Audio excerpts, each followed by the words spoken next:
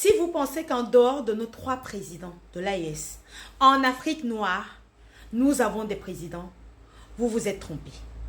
Je voulais démarrer cette chronique de ce 15 juillet par l'histoire de l'AES et de l'UEMOA, mais je suis obligée de revenir sur le sommet de la honte entre les Dalton et Lucky Luke du côté de la Maison Blanche. Mesdames et messieurs, en dehors de l'étalement de la médiocrité de certains dirigeants dirigés, il y a quelque chose de grave qui se passe, qui se trame et par ces mêmes personnes.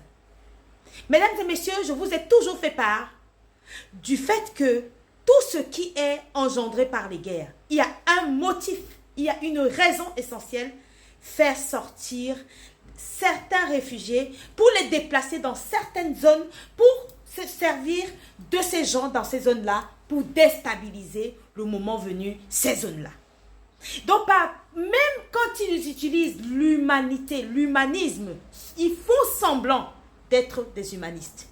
Parce que tout ce qu'ils font est calculé à l'avance. Et tout mouvement qu'ils font en la direction de certains dans ce monde, ce sont des mouvements pour les soumettre à l'avance. Notamment nous, Africains.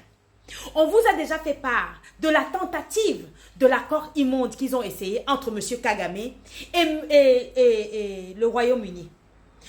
Le Rwanda qui se plaint de l'étroitesse de son pays depuis des années en disant qu'il a une population galopante, donc il va falloir de l'espace, excuse, à 2 balles. C'est ce même Rwanda qui est allé signer un accord avec l'ancien Rishi Sunak, je pense, l'ancien Premier ministre du Royaume-Uni, pour faire déporter des réfugiés de guerre d'une autre race, d'une autre appartenance culturelle, d'une autre religion, c'est-à-dire des Irakiens, des Afghans, des Syriens. L'Afrique n'a rien demandé. L'Afrique n'est à l'initiative d'aucune guerre. Je parle de l'Afrique noire. Et je ne comprends pas pourquoi c'est nous qui n'avons rien demandé qui devons subir ce que les autres font dans le monde. Nous avons dénoncé cela parce que nous avons vu dès le départ que ce qui était en train de vouloir se faire, c'est un complot contre notre peuple. De faire venir des personnes avec qui nous n'avons aucune appartenance et on n'a rien à partager ensemble, à part la terre, où chacun chez soi, le mettre à côté de la RDC Congo, c'est pour déstabiliser nos États. Vous savez très bien que quand ils vont déplacer ces gens-là, ils vont attendre un certain nombre d'années. Le certain nombre d'années, ils vont dire, ceux-là même vont dire, je suis chez moi parce que je suis là depuis 100 ans, je suis là depuis 30 ans. Et pourtant, nous savons très bien, nous, Africains, nous sommes les premiers sur cette terre, nous savons très bien que la terre appartient à celui qui est là depuis, en tout cas celui qui habite là depuis et qui a ses ancêtres qui viennent de cet endroit-là. Certainement pas des gens qu'on a déplacés, qui sont venus là, quel que soit le nombre d'années. Ils peuvent se dire qu'ils sont chez eux, mais quand ils vont vouloir dire que c'est leur terre, il faut qu'on leur rappelle que ce n'est pas leur terre, c'est la terre de nos ancêtres. Donc c'est le but, c'est ça. Donc demain, quand on va leur dire qu'ils vont venir commencer à nous déstabiliser, on va leur dire rentrez chez vous, ils vont dire qu'ils sont chez eux. Donc c'est ça le but. Et ils vont être couverts par qui? Par ces gens-là, à travers leurs organisations des Nations Unies et notamment leurs articles qui, en tout cas, assurent la sécurité de ces réfugiés-là. Le complot a été démantelé. Nous avons dénoncé ce complot. Mesdames et messieurs, voilà M. Youssouf Touga, ministre des Affaires étrangères du Nigeria. Ce géant au pied d'argile qui n'a pas compris la dynamique du monde, qui n'a pas compris qu'il faut qu'il se libère, que ceux qui tiennent les manettes du terreau chez eux sont ceux qui déstabilisent le monde. Aujourd'hui, il s'est plaint dernièrement au sommet des BRICS au Brésil. Il est venu se plaindre. Lui qui est du côté de l'OTAN, aujourd'hui, il se plaint du côté des BRICS. Vous voyez un peu le truc. Mesdames et messieurs, en dehors de l'étalement de la médiocrité de ces Dalton qui sont allés du côté avec Lucky Luke nous montrer une pièce de théâtre de mauvais goût, Lucky Luke avait dit, leur a demandé de recevoir des prisonniers, les prisonniers vénézuéliens, en tout cas de l'Amérique latine, que les États-Unis ont emprisonnés, qui sont des gangs, qui sont tout ce qu'il y a de mauvais. Ils veulent venir verser tout ce qu'il y a de mauvais sur le continent africain. Depuis quand vous emprisonnez des gens chez vous? Et au lieu de les renvoyer chez eux, vous les déplacez pour les renvoyer chez les autres. Le but, c'est quoi, mesdames et messieurs? Le but, c'est de blanchir notre population. Le but, c'est de nous voler nos terres. Le but, c'est de nous déstabiliser parce que les gens qu'ils envoient, mesdames et messieurs, ce ne sont pas des prisonniers, ce sont des mercenaires. Et donc, c'est pour ça que vous voyez le pantin du Gabon. Il est revenu un président de la République.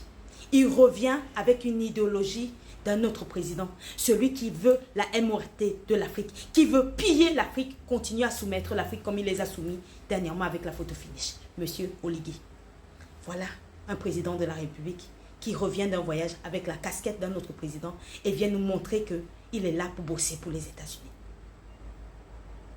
Et il se dit que il l'aurait accepté, selon ce que j'ai vu. J'ai lu quelque part. Il aurait accepté que des réfugiés vénézuéliens quittent le Venezuela pour rester au Gabon. Voyez en cela la déstabilisation de l'Afrique, mes frères et sœurs. La déstabilisation de l'Afrique qui est en train d'être voulue par les États-Unis. Parce que le but, et ils ont dit que s'ils viennent, ils n'ont pas le droit de les chasser. Donc le but, c'est de les faire éterniser là, chez nous, pour qu'ils sèment le chaos total. Pour que ce soit leurs bras armés demain. Pour qu'ils nous soumettent, parce que ces gens-là arrivent avec un pouvoir d'achat. Un pouvoir d'achat qui est financé par les États-Unis, donc ils vont acheter des terres. Quand je vous dis de sécuriser nos terres, vous ne comprenez pas. Donc aujourd'hui, c'est bien fait pour le Nigeria. C'est très bien fait pour vous. D'accord? Ok. Allons-y du côté de l'UEMOA et, et l'AES. Mesdames et messieurs, quand je vous dis que nous sommes vraiment... Nous avons la chance de vivre cette époque parce que nous avons des hommes dignes à la tête de nos 3 États de l'AES. Alors que l'UEMOA, comme on vous a dit, qui travaille avec une monnaie de singe. On vous dit tous les jours que les ordres sont dictés depuis Paris. Vous ne comprenez pas. Vous venez d'avoir la preuve le 11 juillet dernier à Lomé. Alors que la présidence du Conseil des ministres devait être assurée, de cette instance devait être assurée par le Burkina Faso. Nous avons émis un désir de n'absolument pas recevoir d'ordre de Paris. C'était la condition pour pouvoir assurer cette présidence. Vous savez quoi? Celui qui est l'économiste, qui n'a su que, en tout cas, l'économiste qui est du côté de la Côte d'Ivoire, dont la seule partie de l'économie qu'il a retenue, c'est l'endettement. Il était contre cette décision. Mais vous ne savez pas qui sont nos dirigeants. Vous ne savez pas qui sont nos dirigeants? On a claqué la porte. Par solidarité, tous les ministres de l'économie et des finances de l'AES ont quitté la salle. On les a laissés avec leur marmaille. Mesdames et messieurs, les ordres dans à partir du moment où nous aurons cette monnaie de singe, les ordres viendront de Paris pour soumettre les peuples africains. Ce que nous ne voulons absolument plus. Donc, vive l'AES, vive nos 3 dignes fils. Vous avez le soutien des dignes fils et dignes filles africaines. C'est incroyable. C'est incroyable. Ceux qui soutiennent cette monnaie, qui continuent de dire que non, Cocorico n'est plus dedans. Vous venez d'avoir la preuve. On ne se laissera plus faire.